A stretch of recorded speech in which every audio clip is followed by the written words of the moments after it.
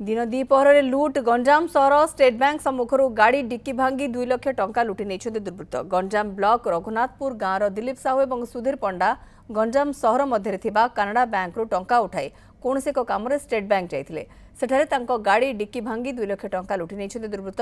सुधीर पंडा बापांकर सुधिक्रिया सुना बंधक रखी टंका उठाई पर कानाडा बैंक स्टेट बैंक को जाते गाड़ी डिक्की सुधीर 1,50,000 और दिलीप 50,000 समुदाय 2 लाख टंका रखी दुर्वृत्त माने गाड़ी डिक्की भांगी टंका नहीं जाइछन्ति।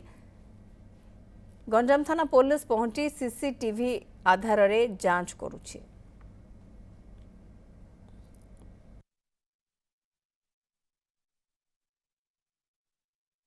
बर्तमान गोल्ड बंधा पकईकरी कानाडा बैंक 1.5 लाख उठेली उठेली मो सांगटा मिसिक आसलु सी 50 टका मत देला दिज कौन चेक बईटा पैसा पैंटा ढिला था बोले टेक रखीदे सी कौन कला 2 लाख चेक बईटा टेक रखीदेला तापर स्टेट बैंक टे गलु तार चेक एप्लाई था सी भर जा खाली चेक फर्म देदेक आसला सी बैंक वाला आधार कार्ड मांगला से पिलार आधार कार्ड जेरेक्स आइला खोला अच्छे टेक।